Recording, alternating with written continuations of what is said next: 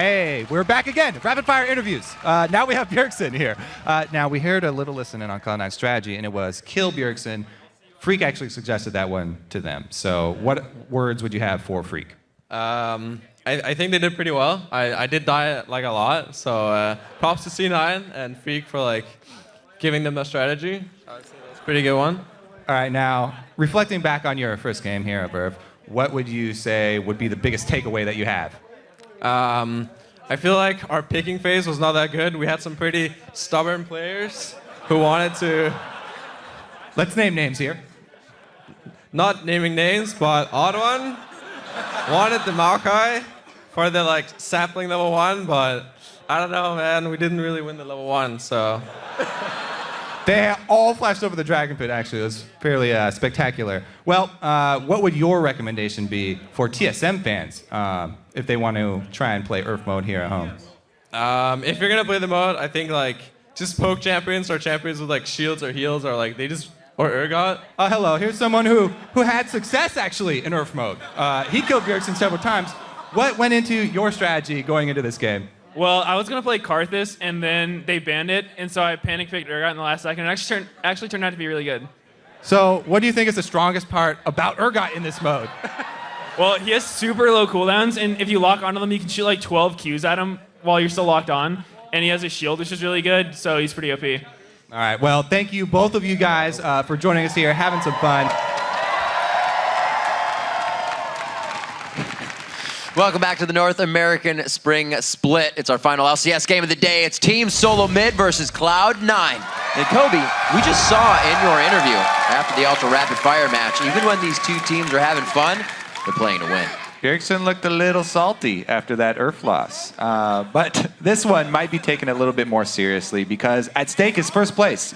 Cloud9 have been looking really good, and you have to give them credit for their excellent control of the early game vision. Whether it's Meteos, High, or Lemonation, roaming through the jungle, they managed to get wards down that allow them to pick advantageous fights and take objectives. And one of the things that's exciting about this game is it might be the first time fans will be getting a straight match out of these teams. If you look at the last 3 times these teams met, there were always special circumstances. One time it was High picking Teemo. In the second game, TSM jumped on Meteos when he picked Fiddlesticks, and then it was Reginald subbing in for the third game. So we're going to even things out here and get it. And fourth time it was Ultra Rapid Fire. That's in the future. Doesn't count yet. The wrinkle this time around is going to be that 4.4 patch. They're starting to get a handle on this patch, TSM have said, but it's still, they aren't quite as comfortable. I mean, Xpecial said, yeah, we've accepted that we're going to have an increased probability of lane swaps and we're going to have to deal with these blind invades. Still a little bit rocky for them. Right, according to Team Solo Mid, the 4.4 patch puts a new emphasis on team coordination and map movements, and that may give the advantage to the boys in blue. TSM is still a scary team. They're tied for first for a reason. They've barely dropped any games. They're extremely strong. Every player on their team is at the top of NA. Since Riot changed the trinkets in 4.4, it's a lot more about rotations, pushing, pressuring the map, and lane swapping. Those are things that C9 are good at. They're just really good at playing as a team and rotating as a team. The biggest change in this patch is basically level 1, which has historically been a big issue for us. We have historically had lots of deaths at level 1. We have a lot of the same picks, like a lot of overlapping picks. So I think if we can get basically more of the stronger ones, I think we'll have a big advantage. Against Cloud9, I think a lot of it's down to individual mistakes when it comes to early laning or like people dying or stuff like that. I think if we can get past that, it'll probably be easier, but they're a tough team to beat. I guess we just need to play well the whole game. Level 1's being a big thing, always have. With what Lemonation was saying, I see like the bottom half from mid to late game is like pristine writing, but the top half is just like scribble, erase. Level 1, what are we going to do?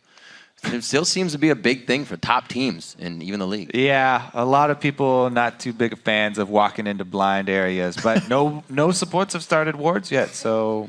That's true. You got to start full wards, get vision of everything. All of them. You heard it here on stream. But now we're going to send it down to Jack, who's with someone who can give us the inside scoop on this next game. Thank you, guys. And of course, I am with Reginald, who is the coach, owner, manager of TSM, former mid laner.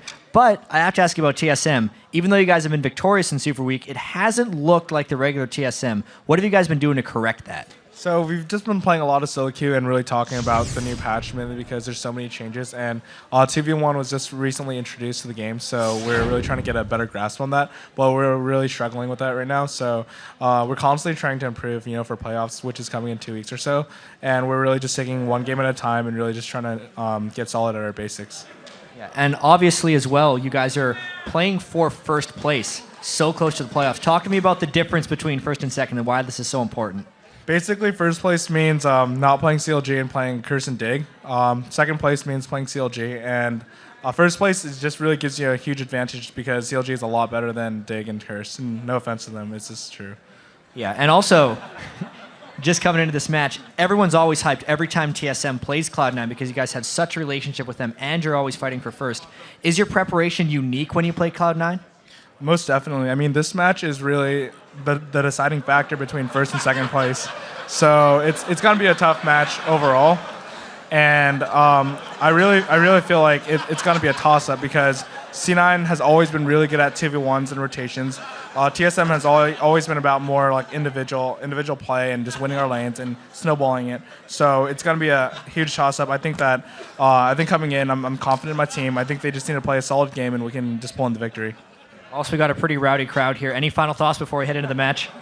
Yeah, so let's hear those TSM chants, guys. Come on.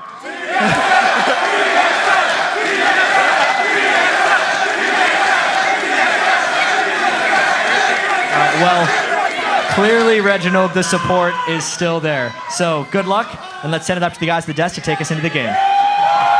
Thank you very much, Chad. I don't know if it's home court advantage, but it's definitely fan court advantage here. As we check out the starting lineups on the blue side, it's Team Solo mid. Dyrus in the top lane, the Outrun in the jungle, Bjergsen in mid, Wild Turtle at AD carry, and Xpecial coming in at support. And on the red side, it's Cloud9. Up top is Balls, Meteos in the jungle. Mid is High, the AD carry is Sneaky, and supporting Lemonation.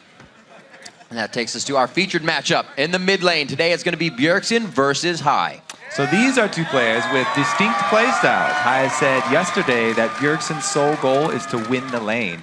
And Bjergsen plays a bit more cautiously in teamfights. He kind of hangs back, and then he waits till kills are ready and moves into clean house. But High is a very selfless player. His goal is basically to do whatever it takes just to win the game for his team. He's consistently outfarmed by some other mid laners just because he's roaming around the map. He's trying to get objectives for his team. High is also a little bit more aggressive early on. He popularized that level 2 Flash Ignite in North America, and Bjergsen said that he learned a lot from High when he first came over from Europe. Yeah, a lot of that early aggression that he started to learn and then adapted to quite quickly, becoming one of the most known names in North America. When we heard, I saw D-Man's tweet the other day when he was saying Bjergsen was such a quiet kid over in the EU, and now TSM has just allowed him to blossom into what he is now and really put out the numbers that he has. TSM has that effect on people. Talking about home crowd advantage. Yeah. Pretty much anywhere that TSM go, you're going to hear that chant. That is true. Even if TSM isn't playing, you can even sometimes hear that chant. And in the champion select, the team wants the picks and bans, but we heard Cloud9 saying, versus this team, versus Team Solo mid, we need to get even higher priority picks if that's possible. Yeah, and they do have a different list. Like, the priorities for each team that they're playing are different. Like, when they're going against Coast, they've got a different set to work with than when they're going against TSM. So, we'll have to see what they are signaling this time around. Early Trundle ban there for Dyrus. Dyrus did play him one time very recently. And Nien especially has been outspoken about how strong Trundle is in the top lane. Wow. Sense Balls really likes Renekton. That's not a surprising ban there. Trundle does very well in that matchup. Interesting. TSM takes it upon themselves to ban LeBlanc. Cloud9 only has 4 bans, so it would be 5 now against that, while TSM has 11. So we're seeing that they actually consider High to take that right away. All right, so Soraka is still up. Yeah. Cloud9 have used it twice already. They love this champion. They've gone back to it so many times, and it really does fit Cloud9 perfectly. It's a strong champion that will be shoving the lane early. Cloud9 love to shove that mid lane early so that they can help Meteos with his jungle invades. They like to shove all lanes early, really. I mean, that's why Balls goes with Renekton. But yeah, it looks like it will be left up this entire time. Last man Lulu here. That would be a problem for anybody. As well, as you said, Renekton for balls. Dyrus has actually never got Renekton in this matchup. He played Nasus as they lost in the first one, and then Mundo for when we still saw Mundo around, which was quite back in week 6, 7, 8. So let's see what Dyrus can do. First pick coming in. 30 seconds left on the clock. You can see how happy the teams are. Not happy, but ready to be in this game. The smiles. We saw Sneaky give him the thumbs up to high when he was on screen. So this first pick from Team Solo Mid tells Cloud9 absolutely nothing. Yeah. First pick in their AD carry, very generic pick here in Lucian. It's an all-around good AD carry that people fall back on a lot, which allows Cloud9 to lock in the first 2 that they put a very high priority on. Trying to get a jungler for Meteos. Yeah. Two bans focused on Meteos from TSM. Locking in the Evelynn and the very important Renekton that we were just talking about.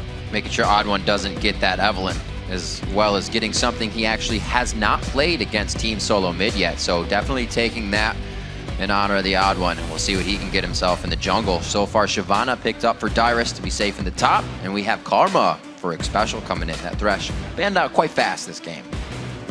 So, Team Solo Mid opting to use their top lane pick here. They will not get a chance to counter pick mid lane. That will be High's honor, since Cloud9 have the last pick. Locking in the Karma pretty early though. Everybody's been very happy with the speed buff and the utility that she does bring.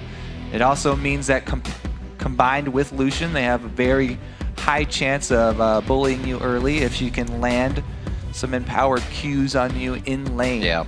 You have to watch out when walking to a duo lane and your enemy is Karma. It's very important to avoid the first empowered Q. Ooh. I like it. Corki has been working with a lot of supports this week, mainly when it's with Lemon Nation and Sneaky, it's Corki Karma. But since Karma's taken out, this will be the first time they put the Corki Morgana composition for Cloud9. But they're still locking in. Sneaky's loving that Corki pick. Now, Corki is a very, very magic damage heavy AD carry. Pretty much the most magic damage heavy AD carry that there is. And with a split jungler here too, Meteos, on Evelynn. He's got a lot of mixed damage as well. Even Renekton does. So a lot of mixed damage here from Cloud9 coming in very early. And they will be able to save their last pick for that counter pick of the mid lane. Feels like the mechanics are still flowing from the last game. Get a nice triple kill on Gragas with a chase fight, and they're going to lock it in again. Wild Turtle getting a lease for the Odd1. That's 4-0 in his hands. So he could make it a 5-0 here. It's going to be a tough game, though. There it is. So, called out the Soraka at the very beginning. Cloud9 do lock it in. This is classic Cloud9. They're going to have Renekton top lane, shove the lane. Soraka mid lane, shove the lane. We're going to see what kind of early vision control they can get in Solo Mid's jungle. See what the counterplay here is from TSM, because TSM, they could go for some wacky stuff early on. There's no vision early till 2 minutes. There's so many options when you are running a top laner with teleport. You can go for delayed invades. You can get 3 buff starts. Yeah. And then you can have your top laner just teleport up to the tower and not lose out on much. See what Meteos can do. Like you said, all those lanes will be pushing, and his favorite thing to do is get in the other jungler's face. But the Odd1 knows himself how to get around the jungle, what paths to be taken to stay away from an invisible Evelynn. We'll see if he can get himself into that position, because in the jungle, in the mid lane, where our featured matchup is kind of what Link was talking about. The tilt of the junglers to that mid lane is going to have a heavy impact. And with the match just about to begin, we're going to quick take the vote, lolesports.com, and then jump right back into things, because this game is going to be hot. 70% of the vote is tipping in favor of TSM for this one. No, that's a lot behind them. 30% coming in for Cloud9. Now, you did just mention the mid lane and jungle combo. Yeah. Early on, I like Cloud9 for coming out in that duo. Because Soraka's very, very strong in 2 versus 2 situations, and High always running that barrier. If he can draw out the Elise and Gragas, make Cocoon miss, then that should be a pretty strong 2 versus 2 there for Cloud9. It's going to put a lot of pressure on the Odd One. If he does go mid, then they will have to hit that Cocoon because you need to burst down that Soraka, or else the damage over time from Starcall is ridiculous. Won't be able to keep up with it. We've seen Cloud9 try to bring a level 1 in, especially with the Starcall going down. And it worked for them quite well, but they already said they're not that good at level 1s at strategically positioning themselves. Because I think that's where they need their momentum. When they get hurt, then that's when they start to fall behind. Especially in this blind world of the 4.4 here. Yeah. Cloud9 have a really good level 1 team. Not only do they have Soraka, but they've got Morgana, who can start binding. They may not be good, but they set themselves up to at least do better than they think they should themselves. Yeah, it's very, very easy to do so modest an invade that the other team does not expect, come at a buff where you don't think they're going to start, and you can snowball the game because you get so much control over that side of the map. If the other team's not expecting it, then it can turn very poorly for them. Interested to see how Cloud9 will start this one at level 1. We are on to the Rift. Cloud9 versus Team Solo Mid. We are over 100 games into the split now. Game 107 to be underway here. TSM on the blue side, Cloud9 on the red. And they have started with a real ward here, so Cloud9 could easily make one of those moves I was talking about. They have the vision advantage. They can defensively ward one of their buffs while simultaneously looking to invade TSM. However, the early spread here indicates that it might be a bottom side. Pile of action. Instant run to the brush for high. Puts himself in Meteos barely able to get in without letting Dyrus know. So not only have they defensively warded for their red buff, but they also are aware of the positioning from TSM so far. Blind ward into this bush, that's pretty much the most common way to start it off. A lot of people don't even sit in that bush behind your red buff anymore, just because everybody throws their blind skill shots into it. You know, Dyrus got hooked out there back at Worlds. Not something they wanted, but they got cover on the tri-brush this time. It's his job. He's saying, don't worry, guys, you won't get hooked. I'm in the spot now. Backing on that, he's not going to use his teleport to get back to lane. He will be safe with the walk. It looks like he will be meeting balls in the top. So we get another game that goes 2v2 lanes as we start off the match. Interesting move from Meteos here. Looks like he might want to solo the blue. This will depend on Dyrus checking here. If TSM do not have Dyrus check this blue buff, then Odd One could very well waste a lot of time early game by going towards his blue second. Dyrus will look for it though. He'll find Meteos down there. So action down here, a little bit of trading damage, but really Dyrus finding this blue buff steal is pretty big for TSM, and the Odd One should be able to counter. It will be an even matchup though, because there was no lane swap to accompany that blue steal from Cloud9, and Meteos is looking to go straight to his blue, cut off the Odd One. Cloud9 always have great game plans coming into the level 1 situation. They know exactly what Odd One's reaction will be to having his blue buff stolen. He's obviously going to go try and answer here. Also trying to win the fight. If he can do this big, he will be able to walk down and help them. But Meteos is called off. Now on his own blue. They go for high. The flash is not there from either of them. No, high could use it, but he's too low. Odd One does get around. And a little bit of chaos proves useful. So the move there from Bjergsen draws Meteos back to the mid lane, allows Odd One to get his steal off. So Cloud9's plan of starting with the 3 buff start is foiled. Bjergsen with a very strong play in the mid lane to get early aggro from Meteos and draw out his flash as well. Meteos also has to be careful if he wants to come out. The counter ganks from Odd One are going to be even bigger with Repel and Flash up. So Meteos just using that smite is going to keep himself in the jungle and keep himself in the safe zone. Level 3 here as Balls pushes in Dyrus. He'll soak up that experience and hit the same level. But Balls trying to put Dyrus behind already. And Dyrus says Balls will win that lane 85–90% of the time. Woo. So even though Meteos blew his flash, High still has his barrier and his flash. Very dangerous to go for that 2 versus 2 mid from the Odd One. High's got both summoners, and Bjergsen's burned both of his. So remember that next time you try and fight mid lane. Bjergsen gets pushed out quite hard. That cooldown on Starcall just not allowing him to keep Drunken Rage up enough and really get himself sustained. So Odd One's going to be soaking up the experience here in mid. But we are seeing, just as Link said, that junglers would be in the back pocket of the mid lane to start off a lot of what is going to happen in this game. So far, so good. Yeah. As I said, Meteos also going to want to hover around that area. Both junglers will be visiting Rays and Wolves more often for this game, especially since Bjergsen burned both summoners early. He's actually vulnerable himself. And that works out great for High. Being one of the lower farmers in the league, Meteos can take that. High is usually farming, or roaming around to lanes, I should say, so the low farm shouldn't affect him if it does come into play. And Bjergsen feels like he's a little too close for comfort. Takes a few steps back. So it is fairly difficult to CS with Soraka, spamming Starcall like that. Takes a good amount of practice to get to the point that High is at. Able to keep his CS very well here in the mid lane so far. Leave it up to Cloud9 to choose a rumble for the top lane hard farmer and a Soraka in the mid lane sometimes. But they put themselves in that position because they know they can come out on top. Lemon Nation, a bit of a two-step here, getting bush control. 5-minute trinket swap for High. He's switched out and he's got a sweeper now coming back. On top of the sweeper, pink and green ward.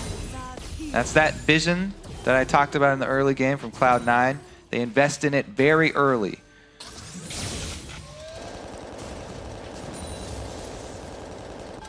Not too much of a discrepancy in the bottom lane. There is a bit of a lead for Sneaky, but his Corki has been absolutely on point. It's interesting to see that Wild Turtle isn't able to really bully him out of lane with that Lucian as he would normally. Like we said, that Lucian is 10 times played. This will be the 11th for Turtle, and he's got 8 wins and 2 losses. So no stranger to being against pretty much anything in that lane. Maybe a little bit different, though, without a lot of pressure coming from Xpecial on this one. A lot of the black shields won't allow TSM to get a big hold on this lane. Yeah. C9 doing a pretty good job getting that early farm in, shoving TSM down to their turret. Morgana does have a pretty easy time of getting gold off of that Spell Thieves as well. A little bit above it, Xpecial there, but they're fairly close. Only 10 gold difference. Still waiting for jungler presence to really tilt this game. No first bloods have been had, but we've already seen the summoners go down. So the pressure has been added to the lanes by Cloud9. It's really been more of a response from Team Solo Mid so far after the buffs. Take a look at this. 7 minutes, just barely getting to 7 minutes, and Cloud9 already have 3 wards in TSM's red side jungle. That's where they're going to be wanting to make their plays. Meteos will spend a lot of time towards this side of the jungle. Be a nice red buff steal for him as High keeps Bjergsen controlled in the mid lane. As the wave pushes up, he's not going to be going anywhere. And you can see High kind of tilting down to the left side. If anybody needs help, he'll be able to come to it. So the mind games here from Meteos are great. He knows that Odd One's aware Meteos started at his blue, and Odd One, since both of his buffs were taken right at spawn, he has to make a choice. Do I want my blue or do I want my red? And he chose blue for his mid laner because TSM, let's break down some of the blue buff stats here for you guys. TSM have the highest percentage of their own blue buffs given to a mid laner. 74.8% of their own blue buffs are given over to Bjergsen, which is the highest in the entire league. Whereas Cloud9, Meteos takes a lot more of the blue buffs for himself. C9 only gives 62% of their own blue buffs too high in the mid lane. Meteos takes a lot more of them. Doesn't look like this is one of those percentages. Oh no, it will be. He makes his way over. They were deciding. Taking a little bit of harass from Bjergsen in the mid lane, but he says, I need it. Got to keep clearing just as much as Bjergsen does. And Meteos gets a little bit of a mana refuel on the way back out from Soraka. So they keep themselves sustained and ready to fight. No teleport. Actually, I should say teleports down from Dyrus, but no offensive teleport just yet, as TSM will be setting up for the first dragon quite soon. Yeah, what Balls likes to do is just shove you into turret when you have teleport. He's almost always taking the ignite instead. Yeah. Likes that combat summoner. Puts the kill pressure on the champion with teleport. And he also has the ability to stun you. So you have to be very wary of the all-in from Balls early. Because even if you get away with your teleport, you'll probably be low. And he'll get a lot of turret damage. going for it already. Gets pushed back into the turret, throws down Dominus, so he's going to take instant aggro from the turret. The Ignite is down, and it's not going to be enough on the tick. No first blood. Yeah, one more hit there from Balls would have done it, but he's got to be scared of Elise coming in at any time. Didn't want to take too much tower aggro. He'll settle for the turret damage. Meteos coming up means that not only does he not have to worry about Odd One, but they also take the turret itself. Almost expecting this game to be more structures than kills, and if it keeps going that way, I would not be surprised.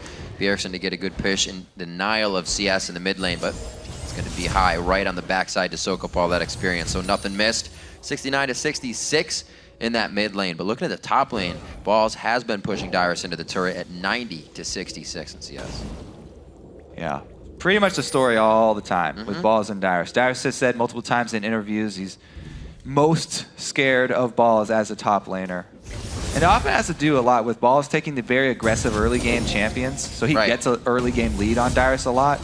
I think that plays into his mentality a lot. High still has summoners. He dodged out a good bit of damage by getting the silence on and not letting them pop the barrel, but gets a nice flash over the thick part of the wall. No follow in from Team Solo Mid, but they will be a return on that flash down. By the way, High, of course, does max the Star Call. If any of these viewers are trying to try out that solo queue Soraka, max Star Call and then W second for the heal. He only puts 1 point in the silence. Meteos looking to make Dyrus pay for burning his flash. I like this play.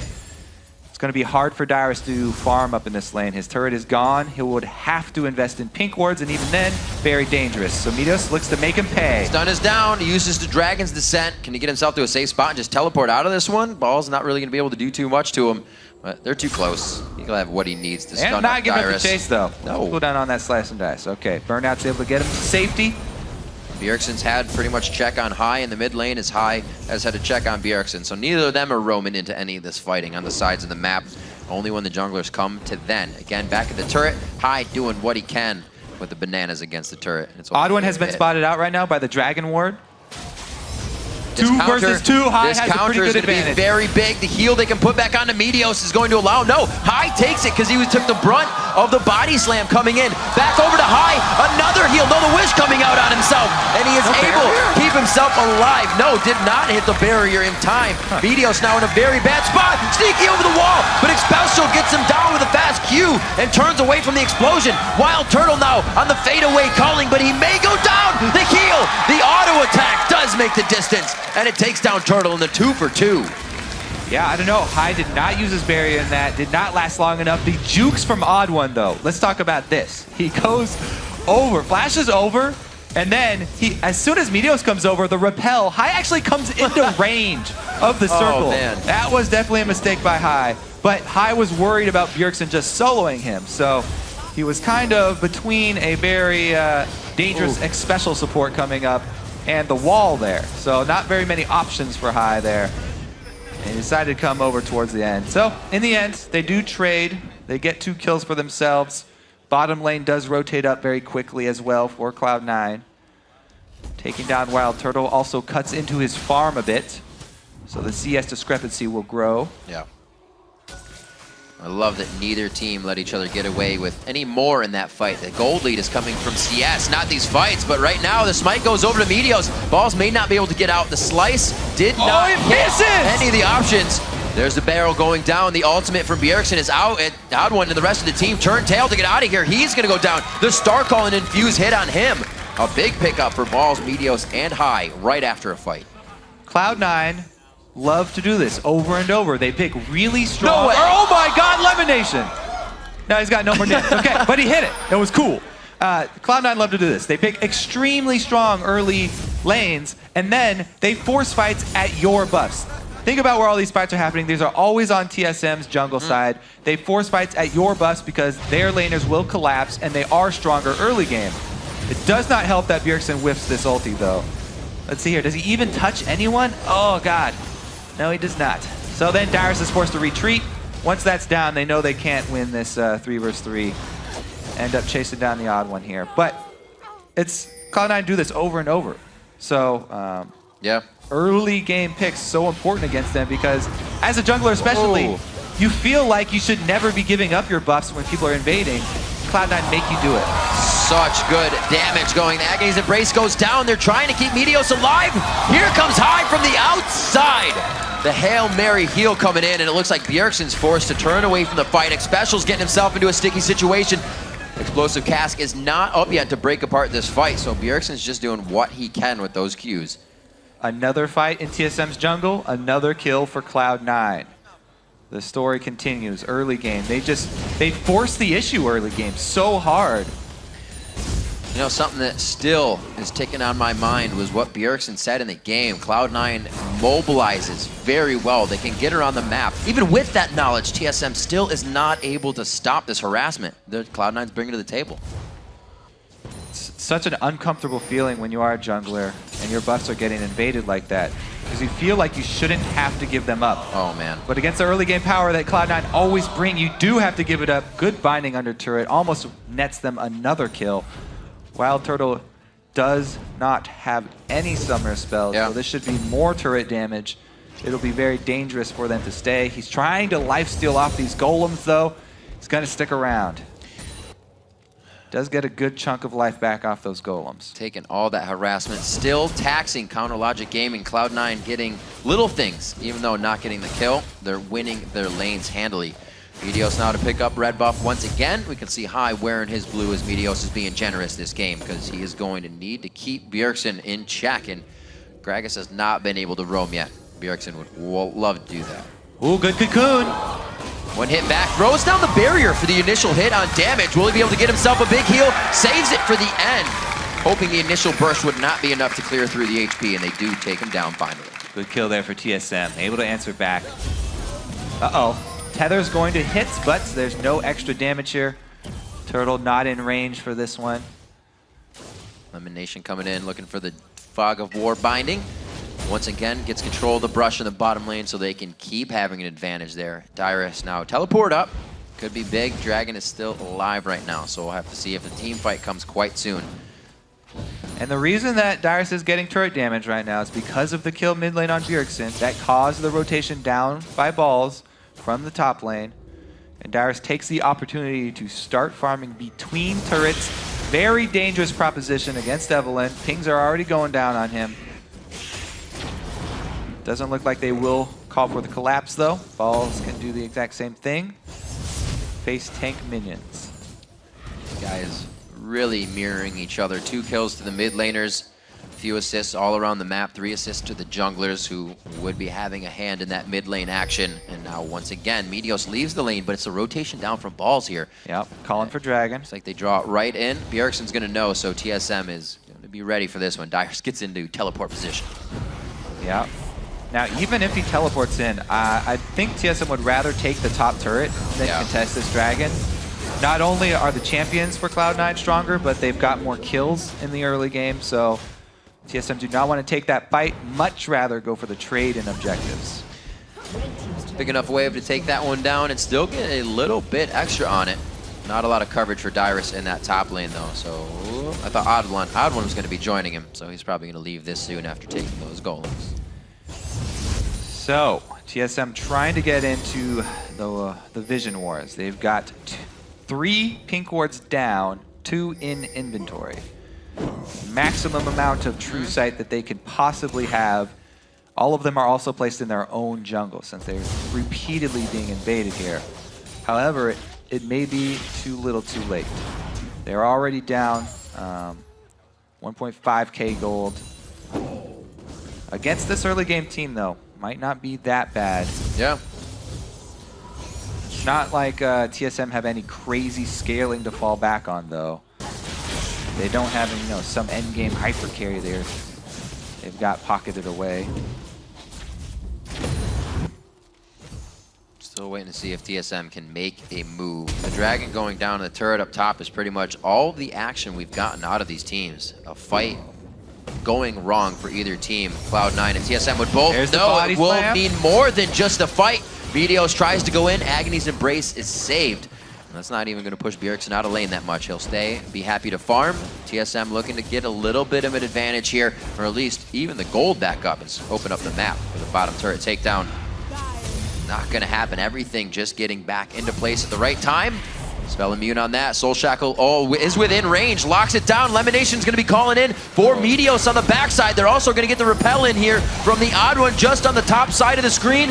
May it be enough? The Dark Binding takes down Xpecial. Odd One still wants a bit of the fight as he takes a bite out of Sneaky, but Cloud9 makes it out alive after the long haul fight, and here comes High. And the Mikhail's rush there. He's able to use it to cleanse the... Oh, Odd One's in trouble.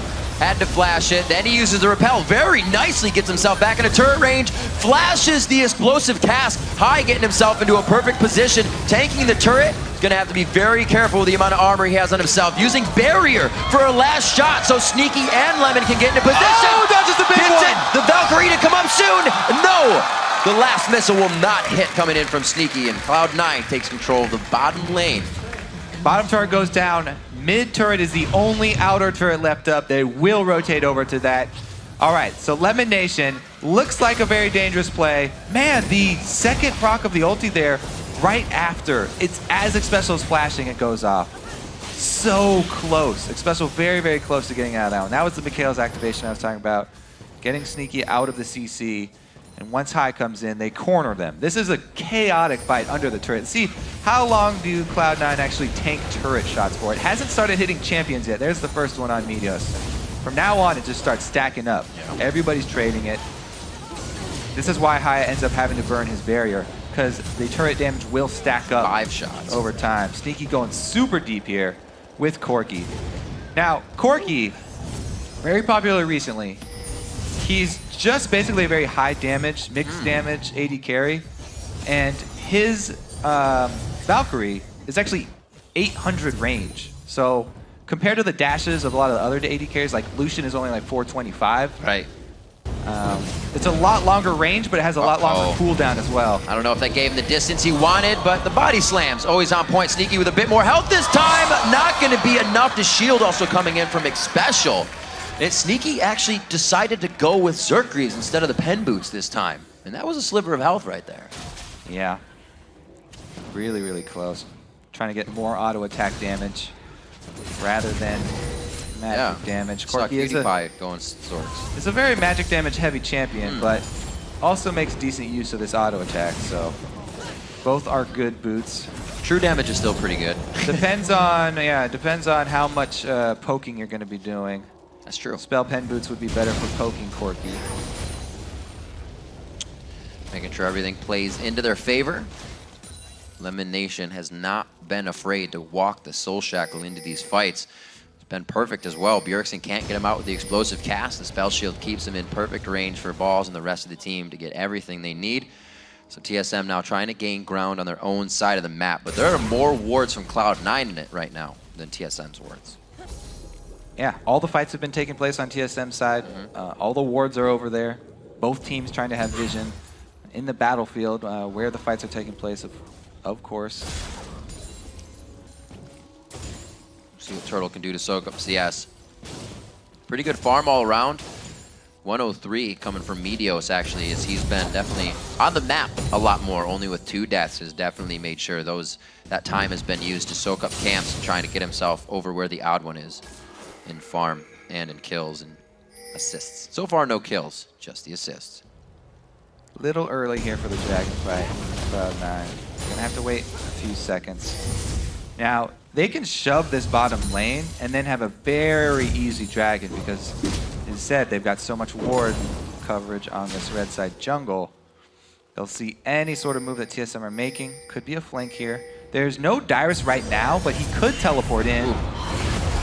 Soul Shackle once again walked right into the fight. Cloud9 puts themselves in a spot where the fight is already in front of their face. No teleporting necessary even to get themselves in or out. They bring all the fighting summoners and are ready to keep going at it. 8-4 as they set themselves up for Dragon just because they placed themselves well in the mid bush. Yeah, it's all the money that they invest super early into this vision control. High swapped out his trinket for a sweeper at level 4. Right, and went heavy consumables. Yeah. Doing what they need to keep any part of that snowball rolling down the hill and get it big, very fast. 5,000 gold lead in this game. It was 0-0 across the board just a little bit ago, but we have now exploded in shock and awe. Wrong base. Going the wrong way. Could be all right, though. He's trying to farm 2 lanes at He is once. locking it down. So you can farm 2 lanes at once. This is something that Singe does very, very well. Dyrus can sort of do it. He let 2 range ones go. He let 2 of them out. Yeah, he gave up. But yeah, similar idea here. He's just trying to cut off the supply lines for Cloud9. It's really, really difficult to push a lane without minions there because the turrets get so much extra armor and magic resist. He's got to put that minion out of its misery. That's cruel. This guy's all by himself with 1 HP. Sneaky will protect him. Yeah, he's fine. He's fine. He's fine. Brutal! He's not fine. Wow, too much. Too much. We see Bjergsen is putting a lot of consideration into power here, Kobe. The elixirs start to come out for Team Solo Mid this next fight. They need to have it mean a lot for them. Need to gain some ground back into this. At 6,000 gold back, Cloud9. Oh. The minions this game. With his last dying breath, the ranged blue minion there takes down the turret. Featured matchup, the minions. But actually, let's take a look at that featured matchup. Hai versus Bjergsen in the mid lane, 209 to 229. The Rylai's same build every time from Hai. Athene's into that Rylai's to assist the team in controlling fights. Yeah, Hai's basically looking to be as annoying as he possibly can with that Soraka. He's done a great job. He's really the point man as well for a lot of the plays early and mid game. They have to be made from the mid lane, as we saw with a lot of the jungle invades. Oh, Ball's coming in. And Dyrus are tangoing over here, and then they were going to bring the fight to the team. Everybody says, no way, Jose, and they back off, now posturing face to face. Basically, Balls and Dyrus are 2 giant men trying to shove their way through a single door there, and neither of them could join the fight. Just too big. Just too big. Both have Banshee's Veil right now, so they're trying to get that first brunt of damage onto them so they can cancel it out. We'll see how everybody positions for the fight. So far, elimination, like I said, with that Crucible and the Locket of the Iron Solari for himself, helping with that shield to walk in and get these initiations on point. You can see mid-turret prepped for some takedown and some gold for Team Solo Mid. Once they get the wave, it should be falling quite soon. But the whole team of Cloud9 wants different. Yeah. Yeah, I called out the early Mikhails, but he actually sold his gold generation item. There's no Spell Thieves upgrade here for elimination. He's going full utility support. As much aura, as much shield, as much heal, as much cleanse as he can get for his team. Frost Queen will claim 1 less this game. Oh, there's that Valkyrie, the good range to get out. Yeah. Nobody's actually going for the turret because Balls is giving him something else to focus on. Meteos, the Agony's Embrace. Everybody was trying to let that be the initial damage, and now they're flowing into the fight. 5. This is no Soraka for the beginning of that fight. Hai does wasn't come even in. there. And it's just going to be too much for Team Solo Mid. Once they reassess the 5-man versus 5 fight, they have to back off. That was 4 versus 5, engaged by Cloud9, and they bullied TSM off the map, back into their own turret. That lane win coming in very big for Balls in the top lane, 249 to 268. The CS isn't there, but the item differential coming in with the damage he has, especially that Banshee's Veil and health that he's starting to pick up, makes Balls just a menace. Turret goes down in the mid lane, but this would be Cloud9 to come in from the side. Somebody could be caught as straggling here. They go for Hai. He's going to have that armor mitigation once he throws it on himself, but only for a while. And they still focus him. TSM doesn't really know who they want to focus in this fight. Split up. They're now taking free damage from the backside as only 1 barrel going back to contest the damage. Now it's going to be Special going down. Is this the turnaround TSM needs? Wild Turtle shuts down on a Sneaky, but he goes down himself by the hands of Meteos, and Cloud9 does come out on top of this one. A slice, a chop, and no dice needed. Those Star Calls stacking up too. Yeah. You got 5 of them going there in that fight. Soraka with the damage over time, really painful, even though Cloud9 keeps starting out 4 versus 5 fights. They come away with the secondary mid turret here. There's only 1 left standing. All right, so TSM, they go in, they try and get the Ignite and focus down Hai.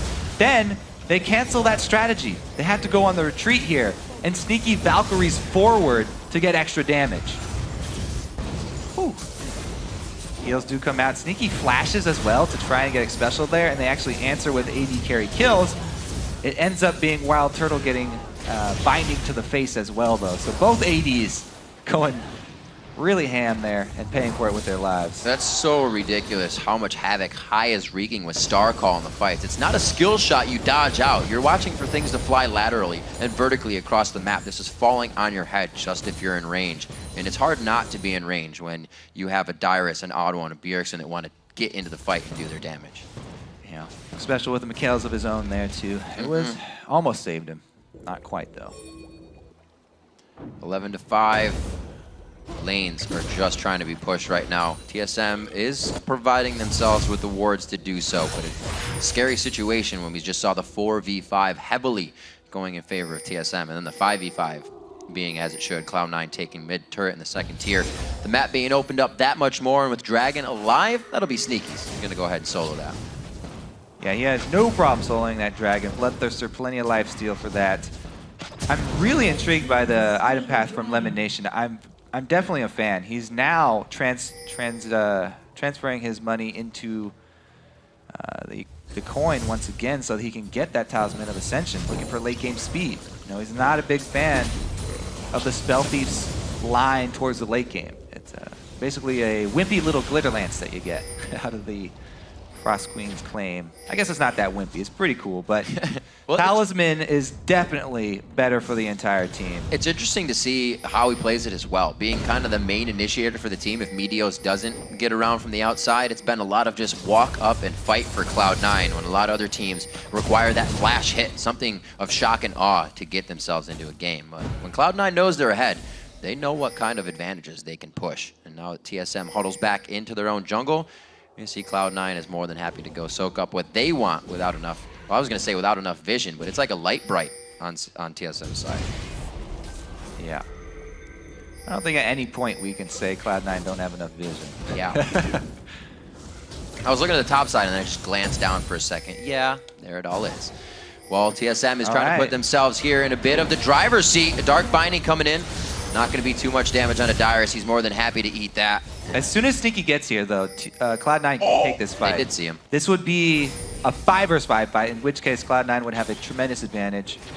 They do need another binding, though. They have very little hard CC, so it has to be either Meteos flanking in or a binding landing for Cloud9 to actually make the fight happen. Running up the mid lane here because they've outmaneuvered TSM. What more to dictate a game than to walk through the front door uninvited? Inhibitor turret number 1 about to go down. Dyrus on home guard. He's going to have to drag his descent in or out of this one. They're not able to do too much damage, but they also don't want to just focus it onto Dyrus because they don't know what else is behind that dragon door. The rest of TSM is there, but do they have the damage to take it out? Cloud9 turns and starts to obliterate Team Solo Mid. It's going to be 50-second timers on the clock. 3 are already down without Cloud9 losing 1 member. Kobe, the inhibitor turret hits. The minions are pretty far away, and it looks like Cloud9 is going to back off. They are just bullying TSM all over the map here. Base tank the turret, take it down barely as TSM get there. Finish off the turret, and they're looking to end the game. 32 minutes into this one, the high pick onto Soraka once again, keeping Bjergsen in check in the mid lane. Everybody else playing very well. Lemon Nation's Morgana with the initiations, and in a 33-minute matchup, Cloud9 staves off Team Solo Mid one more time to go 3-0 in the 4 matches against them. Cloud9 is going to be more than happy to keep sole possession of first place. Oh yeah, Cloud9, they take TSM in the laning phase with their early game-oriented picks, forcing fights in the jungle where they know they have the advantage. Great vision control from them. They repeatedly play the odd one. First of all, with the starting blue buff, they know that he's going to their blue buff. They were planning on countering that. There was only Bjergsen's solo plan mid that actually saved odd one and let him get a double buff start. But even with that, they didn't give up. The second round of buffs, Meteos makes odd one choose between red and blue. Right. He takes the other one. Consistent invading from Cloud9. Another, like I said before, Bjergsen said it in the early game, and the fact that Cloud9 can continue to do it and control a map strategically, even when you know that's what they're going to do, you can't stop it. You know that's a team that deserves to be in first place. Yeah. I mean, you kind of have to attack that in picks bans, I guess. That power in the early game is so hard. So hard for TSM to deal with.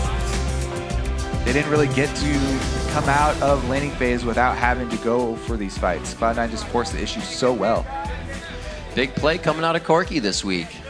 Yeah, In that a lot of Corki debut, picks here. Sneaky coming out, and they didn't even get Karma that time, but they still worked the lane very well. Just very high damage, mixed damage champion there coming out. You know, he's got magic damage, attack damage, and true damage. So only thing he's lacking is attack speed.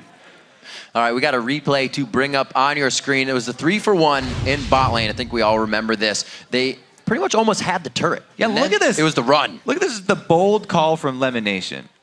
He's able to get Xpecial to juke down, so Xpecial loses distance to get off his ulti. And then charges 2 people. Sneaky able to get off the Valkyrie, and the flash in from Meteos. The flash ult is what allows them to get this. It's only 1 kill right now, but the Crucible from Lemon Nation able to save Sneaky there. And the rest of the team always rotating down. High gets there first. They're able to close off TSM around this inner turret. And Odd One, he does a good job of jumping around. They avoid damage for a pretty long time, but in the end, Cloud9 will be able to take down the General. Yep. And then I think that they close out a couple more here. Sneaky again, Valkyrie into the face of danger, flashing over the barrel. Woo. Can't finish. Just on the outside.